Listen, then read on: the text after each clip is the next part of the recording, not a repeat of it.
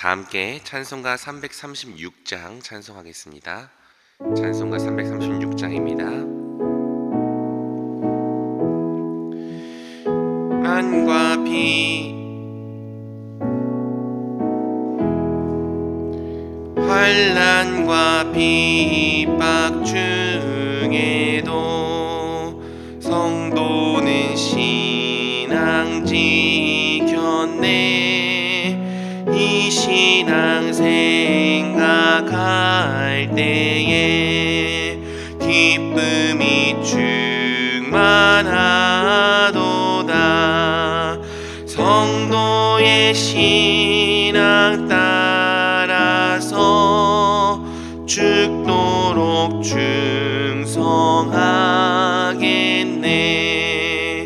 옥중에 매인 성도나 양심은 자유 얻었네.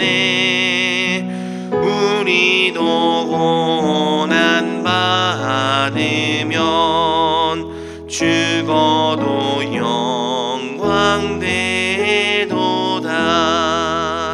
성도의 신앙 따라서 죽도록 충성하겠네. 성도의 신앙 본받아 원수도 사랑하겠네. 인자한 언어 행실로 이 신앙 전파하리라. 성도의 신앙 따라서 죽도록 충성하겠네. 아멘.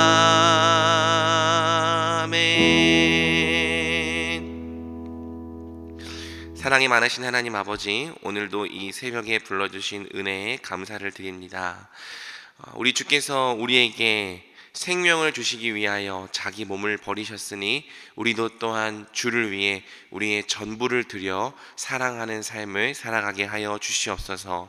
오늘도 우리가 하루를 살아갈 힘과 능력과 은혜 얻기 위하여 주님 앞에 나아옵니다. 주의 말씀 앞에 서고 또 기도로서 하나님의 능력과 은혜를 간구합니다.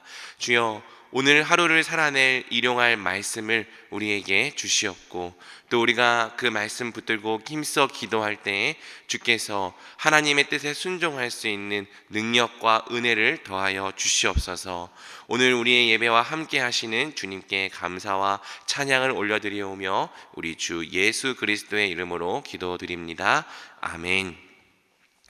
오늘 하나님께서 우리에게 주시는 말씀은 마태복음 14장 1절에서 12절까지의 말씀입니다. 마태복음 14장 1절에서 12절까지의 말씀을 저와 성도님들이 번갈아 가며 읽겠습니다. 그때 분봉왕 헤롯이 예수의 소문을 듣고 그 신하들에게 이르되 이는 세례 요한이라.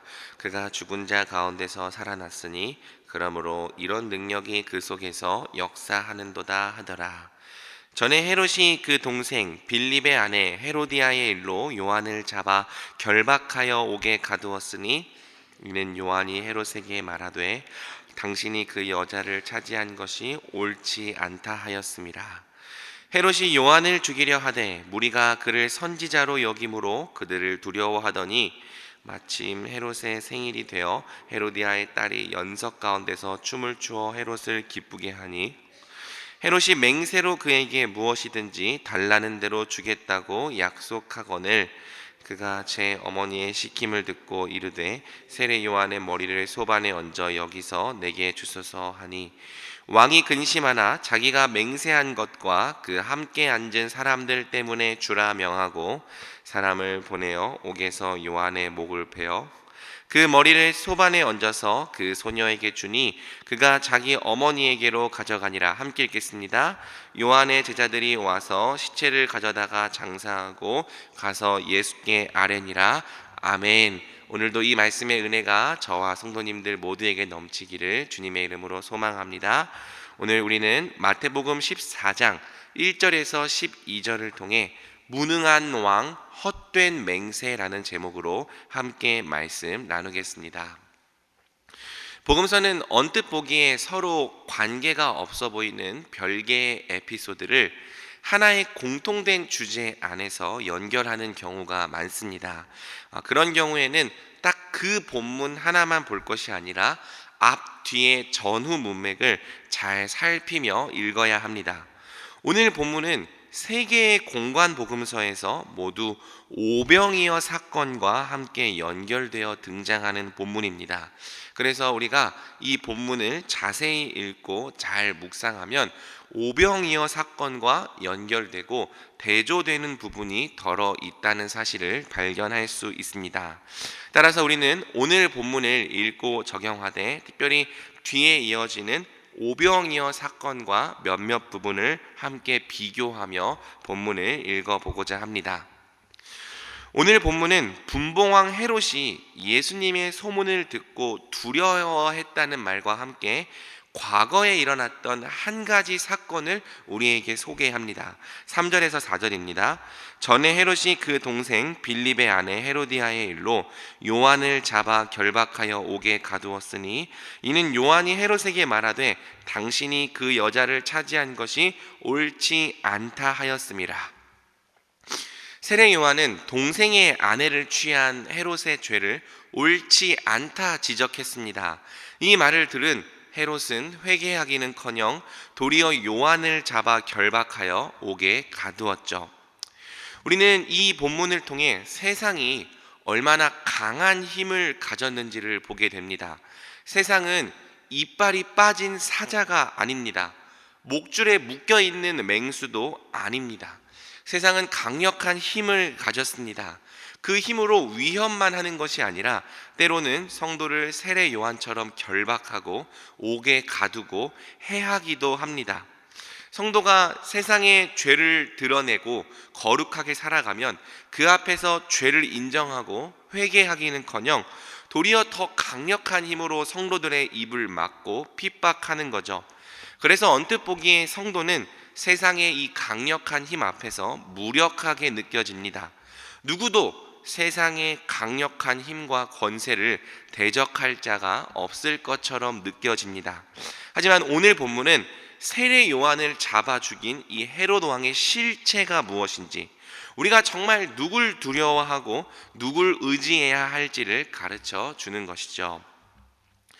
6절을 보면 헤롯이 자신의 생일날 큰 잔치를 베풉니다. 이 잔치가 바로 오병이어 사건과 대조되는 사건이라 할 수 있습니다. 세 개의 공관 복음서는 모두 헤롯 왕이 베푼 잔치와 예수님이 베푸신 잔치, 오병이어 사건이죠. 이 두 잔치를 대조해서 보여줍니다. 특히 그 대조는 마가복음에서 가장 선명하게 드러나죠. 마가복음을 보면 헤롯은 자기 생일에 대신들, 천부장들, 갈릴리의 귀인들을 초대하여 잔치를 벌입니다. 헤롯과 함께 앉은 자, 원문의 표현으로는 헤롯과 함께 누운 자는 모두 세상의 힘과 권력을 가진 자들 뿐이었죠. 여러분, 세상은 힘과 권력을 가졌을 뿐 아니라 힘을 가진 소수들만의 잔치를 벌입니다. 힘이 없는 자들은 결코 그 자리에 들어갈 수 없죠. 그래서 많은 사람들이 어떻게든 이 세상 왕이 베푸는 잔치에 들어가고 싶어 합니다. 어떻게든 힘을 얻고, 어떻게든 권력을 얻고, 어떻게든 인력을 쌓아서 소수의 특권 계층만이 모이는 그 모임에 끼고 싶어 하는 거죠. 하지만 여러분, 예수님의 잔치에는요, 그와 정반대입니다. 힘 없고 가난한 사람들이 초대를 받습니다. 목자 없는 불쌍한 양들이 예수님과 함께 앉습니다. 그래서 언뜻 보기에는요, 헤롯 왕의 잔치에 참여한 사람들이 승리자처럼 보여요. 그리고 예수님과 함께 앉아 있는 사람들, 예수님의 잔치에 부름받은 사람들은 패배자처럼 보이는 것이죠. 하지만 헤롯의 실체가 무엇입니까? 오늘 본문을 보면 헤로디아의 딸이 들어와 춤을 추자 헤롯은 함께 앉은 자들 앞에서 자신의 힘과 권력을 과시하고 싶었습니다. 그래서 헤롯은 헤로디아의 딸에게 무엇이든 달라는 대로 내가 주겠다 맹세하죠. 마가복음에서는 심지어 무엇이든지 네가 내게 구하면 내 나라의 절반까지도 내가 주겠다고 자신의 힘과 권세를 과장하여 말합니다. 세상은 우리에게 마치 모든 것을 다 줄 수 있는 것처럼 말하는 거죠. 그런 힘이 내게 있으니 내가 주겠다, 내가 줄 수 있다, 그러니 내 앞에서 절하고 내 앞에서 굴복하라 말하는 것입니다. 하지만 여러분, 오늘 본문을 보면 헤롯은 바로 그 교만하고 헛된 맹세로 말미암아 결국 의로운 선지자 세례 요한을 죽이게 됩니다. 헤로디아의 딸이 세례 요한의 목을 구했을 때 헤롯은 자신이 했던 그 교만한 맹세와 함께 앉은 자들의 이목 때문에 그 말을 거절하지 못하죠. 그래서 결국에 헤롯은 그게 잘못된 일인 줄 알면서도 거룩하고 의로운 선지자의 목을 베게 됩니다. 마치 모든 것을 다 줄 수 있을 것처럼 자신의 힘과 권력을 과시했지만 막상 그는 자신이 했던 말도 돌이키지 못하고요, 아무것도 주지 못하며 잘못된 일을 멈추지도 못했던 것이죠. 반면 오병이어 사건을 보면 하나님 나라의 왕이신 예수님도 제자들에게 너희가 먹을 것을 주라 말씀하십니다. 이 앞의 잔치와 뒤의 잔치 모두에서 주라는 동사, 디돔이라는 동사가 강조되는 거죠. 예수님은 죄 없는 의인의 목 외에 줄 수 있는 것이 없었던 헤롯과 달리 5천 명이 넘는 큰 무리에게 떡과 물고기를 배불리 먹이십니다. 뿐만 아니라 십자가에 못 박혀 죽으신 후에는 그분의 살과 피를 온 열방 모든 민족에게 먹여주시는 거죠. 그분을 믿는 자가 누구든지 모든 자에게 영원한 생명을 주십니다. 헤롯은 마치 모든 것을 다 줄 수 있을 것처럼 교만하게 행세했지만 실제로는 아무것도 줄 수 없는 무능한 왕이었습니다. 하지만 예수님은 그분을 찾아온 모든 자들에게 누구든지 생명의 양식을 넘치도록 풍성히 먹이시는 하나님 나라의 참된 왕이시죠. 마지막으로 1절에서 2절은 결국 헤롯의 실체가 무엇인지를 다음과 같이 증언합니다. 1절에서 2절입니다. 그때 분봉왕 헤롯이 예수의 소문을 듣고 그 신하들에게 이르되 이는 세례 요한이라 그가 죽은 자 가운데서 살아났으니 그러므로 이런 능력이 그 속에서 역사하는도다 하더라. 여러분, 예수님의 소문이 퍼지자 헤롯은 자신이 죽였던 세례 요한이 다시 살아났다며 크게 두려워합니다. 모든 것을 다 가졌고 모든 것을 다 자기 뜻대로 행할 수 있을 것처럼 행세하던 헤롯 왕이요, 실제로는 밤마다 두려움에 벌벌 떠는 거예요. 자기 손으로 분명히 죽였던 세례 요한인데 그 세례 요한이 다시 살아났다며 두려워하고 벌벌 떠는 것이죠. 사랑하는 여러분, 결국 이것이 세상 왕의 실체입니다. 겉으로는 다 줄 수 있을 것처럼 다 줄 수 있을 것처럼 보여도 실제로는 아무것도 주지 못할 뿐 아니라 두려울 게 하나도 없어 보여도 실제로는 불안과 두려움으로 가득한 존재, 그게 세상의 실체인 것이죠. 그러므로 사랑하는 성도 여러분, 말씀을 맺겠습니다. 세상의 겉모습에 속지 않길 바랍니다. 마치 모든 것을 다 줄 수 있을 것처럼 자기 힘을 과시하고 맹세하지만 실제로는 아무것도 주지 못하는 세상 앞에 절하지 마시기 바랍니다. 왕의 잔치에 들어가고 소수들의 그룹에 들어가는 것을 우리 인생의 목표로 삼지 않길 바랍니다. 도리어 우리 같은 죄인도 결코 거절하지 않으시고 항상 생명의 양식으로 먹여주시는 예수님만을 신실히 따르시기 바랍니다. 또 마치 언제라도 우리를 죽일 수 있을 것처럼 위협하는 세상을 두려워 마시기 바랍니다. 몸은 죽여도 영혼은 능히 죽이지 못하는 세상을 두려워 말고 오직 몸과 영혼을 함께 지옥에 멸하실 수 있는 하나님 한 분만을 함께 두려워합시다. 겉으론 힘을 과시하지만 실제로는 그 안에 두려움을 감추고 있는 세상의 실체를 꿰뚫어 보는 안목을 가지고 세례 요한처럼 언제나 하나님의 말씀을 증거하는 담대한 하나님의 사람으로 살아갑시다. 무릇 그리스도 안에서 경건하게 살고자 하는 자는 반드시 세례 요한처럼 박해를 받게 될 것입니다. 하지만 믿음으로 예수님을 선택하고 예수님을 섬기며 예수님과 함께 앉는 자는 자기 백성을 항상 풍족히 먹이시는 참된 목자 예수님의 손길을 경험하게 될 것입니다. 그러므로 우리 대전중앙교회가 세상의 실체를 꿰뚫어 보고 세상 속에서도 항상 담대한 하나님의 사람으로 살아가기를 우리 주님의 이름으로 간절히 축복합니다. 아멘. 우리 이 시간 기도할 때 먼저 말씀 붙들고 기도하도록 하겠습니다. 세상은 강력해 보입니다. 거룩한 삶을 선택하는 성도들을 마치 언제든지 해할 수 있을 것처럼 자기 힘을 과시합니다. 그리고 세상을 따를 때 마치 모든 것을 다 줄 수 있을 것처럼 행세합니다. 하지만 우리가 속지 맙시다. 강한 척 힘을 과시하지만 실제로는 두려움과 불안에 떨고 있는 세상을 두려워 맙시다. 또 실제로는 아무것도 주지 못하는 무능한 세상을 의지하지 맙시다. 대신에 오늘도 우리에게 영원한 생명을 주시는 예수님만을 따르게 해달라고 함께 기도합시다. 하나님 한 분만을 두려워하고 어떠한 때든지 하나님의 말씀을 담대하게 전하며 하나님의 삶을 선택하는 담대한 성도가 되게 해달라고 기도합시다. 또 이 시간 교회를 위해 기도하실 때 우리 교회가 정말 하나님 한 분만을 두려워하는 교회가 되게 하여 주시옵소서. 세상과 타협하지 않고 오직 예수님의 말씀만을 그대로 전하고 예수님과 함께하는 교회가 되게 하여 주시옵소서. 우리 이와 같은 기도 제목으로 주여 함께 부르고 기도하며 나아가겠습니다. 주여. 하나님, 우리가 오늘도 세상을 살아야 합니다. 하나님, 세상 속에 살아가는 것이 결코 쉽지 않은 일임을 고백합니다.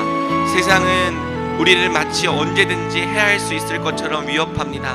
실제로 세례 요한처럼 결박하고 잡아 가두어서 때로는 그 목을 베기까지 하는 강력한 힘과 권세를 가졌습니다. 그래서 마치 세상 앞에 절하지 않으면 우리를 죽일 것처럼, 세상 앞에 절하지 않으면 우리가 아무것도 가지지 못할 것처럼 그 무서운 권세로 우리를 위협하고 오늘도 우리가 하나님의 뜻대로 살 수 없도록 우리의 앞길을 막아섭니다. 하지만 주님, 우리는 하나님의 말씀을 통해 세상의 실체가 무엇인지를 바로 보고 오직 예수님께서 기뻐하시는 제자의 길을 걸어가기를 결단하고 소망합니다. 주님, 마치 모든 것을 다 줄 수 있을 것처럼 무엇이든 달라는 대로 내가 주겠다고 행세하지만 실제로는 아무것도 우리에게 주지 못하고 오직 죄밖에 행하지 못하는 무능한 세상을 우리가 의지하지 않게 하여 주시옵소서. 도리어 우리를 항상 생명의 양식으로 예수님 자신의 살과 피로 풍족히 먹여주시는 예수님과 함께하기를 선택하고 예수님과 함께 걸어가기를 하나님 결단하는 우리 모든 대전중앙교회 성도님들이 되게 하여 주시옵소서. 또 하나님, 마치 성도들을 언제든지 해할 수 있을 것처럼 행세하지만 실제로는 두려움과 하나님 불안에 떨고 있는 세상을 두려워하지 말게 하여 주시옵소서. 도리어 몸은 죽여도 영혼은 능히 멸하지 못하는 세상을 두려워하지 않고 우리의 몸과 영혼을 함께 지옥불에 멸할 수 있는 하나님 한 분만을 두려워하게 하여 주시옵소서. 하나님의 길이 항상 옳은 길임을 믿고 하나님의 길이 항상 의로운 길임을 믿고 날마다 하나님의 길을 선택하며 하나님과 함께 걷고 하나님과 동행하는 우리 대전중앙교회가 되게 하여 주시옵소서. 무릇 그리스도 안에서 경건하게 살고자 하는 자는 반드시 박해를 받게 될 것을 고백합니다. 하지만 주님, 우리가 그리스도 안에서 함께 고난받고 함께 하나님 그 핍박에 참여하는 자가 되게 하여 주시옵소서. 우리 대전중앙교회가 세상과 타협하지 않고 언제나 하나님께서 기뻐하시는 길을 따라가는 교회가 되게 하여 주시옵소서. 이 시간 기도할 때 매주 금요일은 특별히 가정과 목장 사역을 위해 기도하는 날입니다.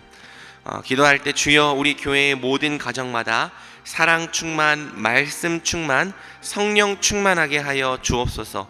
모든 부모마다 축복의 언어를 주시사 서로 격려하며 축복하는 가정이 되게 하옵소서. 우리 교회 목장에 속한 모든 가정들마다 기쁨과 감사가 넘치게 하여 주시옵소서. 그리고 계속해서 담임 목사님을 위해 기도해 주시고 온 교회가 성령으로 충만한 가운데 부흥의 역사를 이루게 해달라고 가정과 목장을 위해 합심으로 기도하신 후 자유롭게 기도하시면 되겠습니다. 이 시간 기도하실 때 먼저 저를 따라해 주시기 바랍니다. 주여 축복의 언어를 주옵소서. 주여 축복의 언어를 주옵소서. 주여 축복의 언어를 주옵소서. 주여 축복의 언어를 주옵소서. 우리 다 같이 주여 한번 부르고 합심으로 기도하겠습니다. 주여. 하나님, 이 시간 우리 교회의 모든 가정과 목장 사역을 끌어안고 기도합니다. 주님, 먼저는 우리 교회의 가정이 살아나게 하여 주시옵소서.